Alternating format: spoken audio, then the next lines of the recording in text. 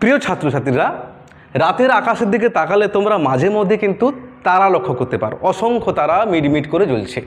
আচ্ছা বলো তো, সব তারাগুলোকে তোমরা কি হিসাব করতে পারো? পারো না। তবে অবশ্যই কিছু কিছু তারাকে তোমরা একটা শ্রেণীকরণ করতে পারো বা হিসাবের মধ্যে রাখতে পারো। যেমন কি সপ্তর্ষিমণ্ডল, কি ধূমকেতু, এই সমস্ত তারাগুলোকে কিন্তু আমরা একটা হিসাবের মধ্যে রাখতে পারি। আবার কিছু তারা আছে যেগুলো হিসাবের মধ্যে কিন্তু রাখা যায় না। ঠিক একইভাবে সারা পৃথিবীতে কিন্তু অসংখ্য ভাষা রয়েছে। কি রয়েছে? ভাষা। সেই অসংখ্য ভাষাগুলোকে আমরা কিছু কিছু শ্রেণীবদ্ধ করতে পারি, আবার কিছু কিছু ভাষাকে শ্রেণীবদ্ধ করতে পারি না। সুতরাং আজকের আলোচনার বিষয় হলো 11-এর প্রথম যে ভাষা যে চ্যাপ্টার রয়েছে 1 নম্বর, সেটা হচ্ছে বিশ্বের ভাষা ও পরিবার। সুতরাং এই বিষয়ে যাওয়ার আগে আমাদের কয়েকটা কথা মাথায় নিয়ে নিতে হবে। কি? দেখো, প্রথম রয়েছে বিশ্বে প্রায় 3000 ভাষা এবং অসংখ্য ভাষা বৈচিত্র্য কিন্তু রয়েছে। সারা পৃথিবীতে কিন্তু অসংখ্য ভাষা রয়েছে। ভাষা বিজ্ঞানীরা মনে করছেন যে সারা পৃথিবী কিন্তু প্রায় 3000 কিন্তু ভাষা রয়েছে এবং সেই ভাষাগুলোর মধ্যে অসংখ্য ভাষা বৈচিত্র্য রয়েছে। বৈচিত্র্য মানে কি? ধরো বাংলা ভাষা একটা, এই 3000 ভাষাগুলোর মধ্যে বাংলা ভাষা একটা। সেই বাংলা ভাষার কিন্তু অসংখ্য বৈচিত্র্য রয়েছে। ভাষা বৈচিত্র্য মানে কি? ধরো বাংলা ভাষা, এই বাংলা ভাষাকে কিন্তু 5টি ভাগে ভাগ করা হচ্ছে: রাঢ়ী, বঙ্গালী, কামরূপী, ঝাড়খণ্ডী। যেমন আমরা যে ভাষায় কথা বলছি বা কলকাতার মানুষ যে ভাষায় কথা বলে সেটাকে বলছে রাঢ়ী ভাষা। আবার যখন পূর্ববঙ্গের মানুষ যে ভাষায় কথা বলে সেই ভাষাকে বলা হচ্ছে বঙ্গালী ভাষা, অর্থাৎ কিন্তু বাংলা ভাষা। সুতরাং বাংলা ভাষার যে বিভিন্ন স্তর, বাংলা ভাষার বিভিন্ন যে ভাগ, সেই ভাষাগুলো বলা হচ্ছে ভাষা বৈচিত্র্য। এবার কি বলছে না, এই যে 3000 ভাষা, এই 3000 ভাষার ব্যবহারকারীর সংখ্যা কিন্তু প্রায় 10 লক্ষ থেকে কয়েকশো পর্যন্ত। 10 লক্ষ মানে ধরো বাংলা ভাষা একটা ধরলাম, হিন্দি ভাষা 2 ধরলাম, এই করে প্রায় এই যে 3000 ভাষা, 3000 ভাষার ব্যবহারকারীর সংখ্যা কিন্তু 10 লক্ষ থেকে কয়েকশো পর্যন্ত। বুঝতে পেরেছ? এবার চলে যাচ্ছি 3 নম্বর পয়েন্ট। ভালো করে মনে রাখবে, সংস্কৃত, গ্রিক, লাতিন, জার্মান ভাষার গভীর মিলের কথা প্রথম বলেন ভাষাবিদ উইলিয়াম জোন্স 1786 খ্রিস্টাব্দে। দেখো, এই যে আমরা সারা পৃথিবীর এতগুলো ভাষার কথা বলছি, প্রায় 3000 ভাষা, এই ভাষাগুলোর মধ্যে কিছু কিছু ভাষার সাথে একটা মিল কিন্তু রয়েছে। বুঝতে পারছো? যেমন আমরা যে বাংলা ভাষায় কথা বলি, এই বাংলা ভাষার সাথে কিন্তু হিন্দি ভাষার কিছু কিছু মিল অবশ্যই রয়েছে, ঠিক তো? আবার এই বাংলা ভাষার সাথে উড়িয়া ভাষার কিছুটা মিল রয়েছে, ঠিক আছে? এই যে কিছু কিছু মিল, এই মিলের কথা যিনি প্রথম বলেন তিনি হলেন সংস্কৃত, গ্রিক। এই যে এখানে কিন্তু 3টে ভাষার কথা কিন্তু মিলের কথা প্রথম বলেন, গভীর মিলের কথা প্রথম বলেন কে? ভাষাবিদ উইলিয়াম জোন্স। কত সালে? 1786 খ্রিস্টাব্দে। তাহলে এই যে মিল দেখতে পাচ্ছি, কিসের মিল, কেমন মিল, কোন দিক দিয়ে মিলের কথা বলেছেন? দেখো, সারা পৃথিবীতে 3000 ভাষার কথা আমরা জানলাম। এই যে ভাষার মধ্যে যে মিল, কিসের মিল না? ধরো কিছু কিছু ক্ষেত্রে শব্দের মিল পাওয়া যাচ্ছে। কি? আমরা যেভাবে শব্দবন্ধ ব্যবহার করি, সেই শব্দবন্ধ হয়তো পৃথিবীর অন্য কোনো দেশে সেই ধরনের হয়তো ব্যবহার করে না। শব্দবন্ধ বা বাক্য বা শব্দ যে ধরনের প্রয়োগ ঘটাই আমরা, সেই প্রয়োগগত কৌশল হয়তো পৃথিবীর অন্য কোথাও ভাষার মধ্যে নেই। তাহলে যেটা নেই সেটা একটা ভাগে নিয়ে নিয়েছে, আর যেটা আছে সেটাও আর একটা ভাগের মধ্যে নিয়েছে। আর কীভাবে মিল খুঁজে পাচ্ছে না? ভাষা বিজ্ঞানীরা মনে করছে যে বংশগতভাবে কিন্তু একটা মিল পাওয়া যাচ্ছে। সেইভাবে সারা পৃথিবীতে 3000 এই ভাষাগুলোকে ভাষা বিজ্ঞানীরা কিন্তু কয়েকটি কিন্তু ভাগের কথা বলেছেন বা বর্গীকরণ করার চেষ্টা করেছেন, যে এই মিল দেখে একটা বর্গ করা যাচ্ছে, এই মিল দেখে এটা একটা ভাগ করা যাচ্ছে, ওই মিল দেখে একটা মিল করা যাচ্ছে। তাহলে এই ভাষা বিজ্ঞানীরা যে প্রায় কয়েকটি মিলের কথা বলেছেন, সেই মিলগুলোর কথা আমরা এখন ভাষাগুলোর মধ্যে যে মিলের কথাগুলো বলেছেন সেটা হচ্ছে 1 নম্বর রয়েছে ভাষার রূপতত্ত্ব বা আকৃতি অনুসারে একটা মিল রয়েছে। ভাষার রূপতত্ত্ব বা আকৃতি কত কি সেটা আমরা একটু পরে আলোচনা করছি। দ্বিতীয় রয়েছে কি গোত্র বা বংশ অনুসারে কিন্তু ভাগ করেছেন ভাষাবিজ্ঞানীরা ভাষাকে। তৃতীয় নম্বর কি রয়েছে? মহাদেশ অনুসারে। চতুর্থ নম্বর কি রয়েছে? দেশভিত্তিক অনুসারে। 5 নম্বর রয়েছে ধর্মীয় অনুসারে। 6 রয়েছে কালগত অনুসারে। অর্থাৎ যে আমরা ভাষা দেখতে পাচ্ছি, সেই ভাষাকে ভাষা বিজ্ঞানীরা কয়েকটি ভাগে ভাগ করেছেন, কয়েকটি মানে 6টি ভাগে ভাগ করেছে। তবে এই যে 3, 4 এবং 5 এবং 6 নম্বর এই ভাষা অনুসারে তারা ভাগ করতে গিয়ে দেখেছেন যে দেশভিত্তিক বা মহাদেশ অনুযায়ী যদি ভাষাকে ভাগ করা যায় কিছু কিছু প্রবলেম আছে। যেমন ধরো দেশভিত্তিক ভাষাকে যদি তারা ভাগ করে দেখেছেন যে এটা একটা ভুল হয়ে যেতে পারে। কি হবে? ধরো এই দেশে যে মানুষগুলো বাস করে তার মধ্যে কিছু মানুষ যেমন বাংলা ভাষায় কথা বলে, ঠিক তেমনি বাংলা ভাষায় কথা বলা মানুষ কিন্তু অন্য দেশেও রয়েছে। বুঝতে পেরেছ? সেই জন্য কিন্তু দেখা যাচ্ছে এই যে বাংলা ভাষায় কথা বলি, তাহলে এই বাংলা ভাষার মানুষ কি বাইরের দেশে নেই? আছে, যেমন বাংলাদেশে আছে বা অন্যান্য জায়গায় আছে, কিছু ভাষাভাষী মানুষ রয়েছে অন্যান্য দেশে। সুতরাং দেশভিত্তিক করলে সেটা কিন্তু ভুল হয়ে যাবে। একইভাবে ধর্মীয় কারণে যদি ভাগ করা যায় ভাষাগত দিকটা, সেটাও ভুল হয়ে যাবে। কালগত বা মহাদেশগত যদি করা যায় সেক্ষেত্রেও কিন্তু অনেকটা ভুল হয়ে যাওয়ার চান্স বা সম্ভাবনা রয়েছে। কারা মনে করছে? ভাষা বিজ্ঞানীরা মনে করছেন। তারা কিন্তু এই দুটো বিষয়ের উপর জোর দিয়েছেন।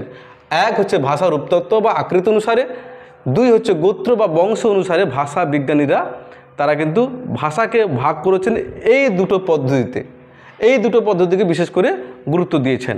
তাহলে চলো আমরা কিন্তু আজকের এই ভাষার রূপতত্ত্ব বা আকৃতি অনুসারে বিষয়টি আমরা জানব। এই ক্লাসে আমরা এই বিষয়টি নিয়ে আলোচনা করব। 2 নম্বর যে গোত্র বা বংশ অনুসারে যে শ্রেণীবিভাগ, সেটা আমরা পরবর্তী ভিডিওতে দেখব।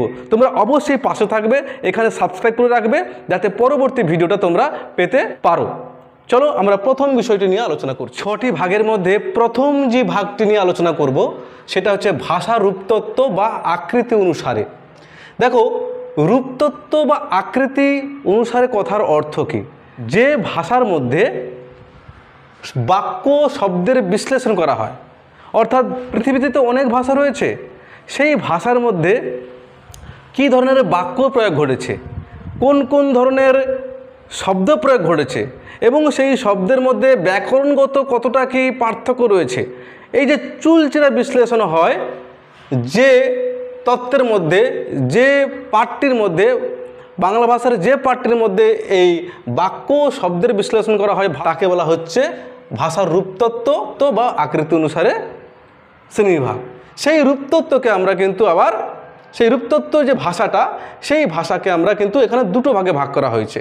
একটা হচ্ছে অসমবায়ী ভাষা আর একটা হচ্ছে সমবায়ী ভাষা। এই অসমবায়ী ভাষাকে আরেকটি নামে দেওয়া যেতে পারে অনন্বয়ী ভাষা আর হচ্ছে সমন্বয়ী ভাষা। অসমবায়ী ভাষা কাকে বলা হচ্ছে না, দেখো একটা লক্ষ্য করো, শব্দের সঙ্গে কোনো উপসর্গ বিভক্তি প্রত্যয় যুক্ত থাকে না, তাকে কিন্তু অসমবায়ী ভাষা বলা হয়। অর্থাৎ পৃথিবীতে অনেক তো ভাষা রয়েছে, সেই ভাষাগুলোর মধ্যে যে ভাষাগুলোর মধ্যে এই উপসর্গ বিভক্তি প্রত্যয় যুক্ত থাকে না তাকে বলা হচ্ছে অসমবায়ী ভাষা। যেমন কি না, চীনা ভাষা গোষ্ঠীর মানুষরা কিন্তু এই উপসর্গ অনুসর্গ বা এই ব্যাকরণটা মেনে কথা বলে না। কারা? না, চীনা ভাষা গোষ্ঠীর ভাষা বা চীনা ভাষা গোষ্ঠীর মানুষরা। তাহলে উদাহরণ হয়ে যাচ্ছে অসমবায়ী ভাষার উদাহরণ কি না, চীনা ভাষা গোষ্ঠীর ভাষা। এটা হচ্ছে অসমবায়ী ভাষা বা অন্যই ভাষার উদাহরণ। এবার আমরা চলে যাব সমবায়ী ভাষা। সমবায়ী ভাষা কাকে বলা হচ্ছে না, এই সমবায়ী ভাষা উপসর্গ বিভক্তি ও প্রত্যয় যুক্ত থাকে। অর্থাৎ সারা পৃথিবীতে অনেক ভাষা আছে যে ভাষাগুলোর মধ্যে বিভক্তি অনুসর্গ প্রত্যয় যুক্ত থাকে, তাকে বলা হচ্ছে সমবায়ী ভাষা। আর যুক্ত থাকে না তাকে অসমবায়ী বা অনন্যই ভাষা বলা হচ্ছে। এবার আমরা চলে যাই যে এই সমবায়ী ভাষার আবার 3টি ভাগ রয়েছে। এই 3টি ভাগের মধ্যে অর্থাৎ মুক্তান্বয়ী, অত্যন্বয়ী এবং সমন্বয়ীর মধ্যে কিন্তু যুক্ত থাকে, কি থাকে? উপসর্গ বিভক্তি ও প্রত্যয় যুক্ত থাকে। এই 3টের মধ্যে কিন্তু বিভক্তি অনুসর্গ প্রত্যয় যুক্ত থাকে, তা সত্ত্বেও কিন্তু কিছু কিছু পার্থক্য কিন্তু রয়েছে। সেই পার্থক্যটা কিন্তু বিশেষে 3টি ভাগে ভাগ করা হয়েছে। একটা মুক্তান্বয়ী, একটা হচ্ছে অত্যন্বয়ী, একটা হচ্ছে সমন্বয়ী। প্রথমে আসছি মুক্তান্বয়ী কাকে বলা হচ্ছে না, পৃথিবীতে অনেক তো ভাষা রয়েছে যে ভাষার শব্দের সঙ্গে বিভক্তি প্রত্যয় যুক্ত থাকে, কিন্তু শব্দের উপাদান আলাদা আলাদা করলে শব্দর স্বতন্ত্র অর্থ বোঝাই থাকে না। কি বলছে না, মুক্তান্বয়ী তাকে বলা হচ্ছে যে ভাষার মধ্যে বিভক্তি প্রত্যয় এগুলো কিন্তু যুক্ত থাকে, কিন্তু সেই যুক্ত থাকা বিভক্তি প্রত্যয় যদি আলাদা করে দেওয়া যায় হ্যাঁ, সেই দুটো মানে যে দাঁড়ালো বা বিভক্তি বা শব্দ যে দাঁড়ালো তার দুটো আলাদা যে হয়ে গেল, দুটোর কিন্তু মানে একই থাকে। অর্থাৎ জুড়ে থাকলে যা মানে থাকে, হ্যাঁ, আবার আলাদা করলেও সে একই মানে থাকে। দুটোর মানে কিন্তু আলাদা আলাদা থাকে, মানে দুটোর মানে আলাদা থাকে বা দুটোর মানেই থাকে। কিন্তু দেখা যাচ্ছে এই মুক্তানয়ী যে ভাষা, তার উদাহরণ কি হতে পারে? তুর্কি ভাষা। কি বললাম? তুর্কি ভাষা মুক্তানয়ী ভাষার উদাহরণ। আবার দেখা যাচ্ছে যে সমন্বয়, এদিকে লক্ষ্য করো, সমন্বয়, যে পৃথিবীতে অনেক ভাষা আছে যে ভাষাগুলোর মধ্যে প্রত্যয় বিভক্তি যুক্ত থাকে, তবে এটা কিন্তু কি হলো না, শব্দের সাথে যে বিভক্তি অনুসর্গ যুক্ত থাকে সেটা আলাদা করলেও দুটোর কিন্তু মানে একই থাকে। কিন্তু সমন্বয়ের ক্ষেত্রে কিন্তু প্রত্যয় বিভক্তি যুক্ত থাকে, আলাদা করলে কিন্তু তার মানে থাকে না। যেমন একটা উদাহরণ দিই, ধরো আমরা তো বাংলা ভাষায় কথা বলি, এই সমন্বয় ভাষার উদাহরণ কিন্তু বাংলা, সংস্কৃত। এখানে দেখো একটা উদাহরণ রয়েছে, ধরো বাড়িতে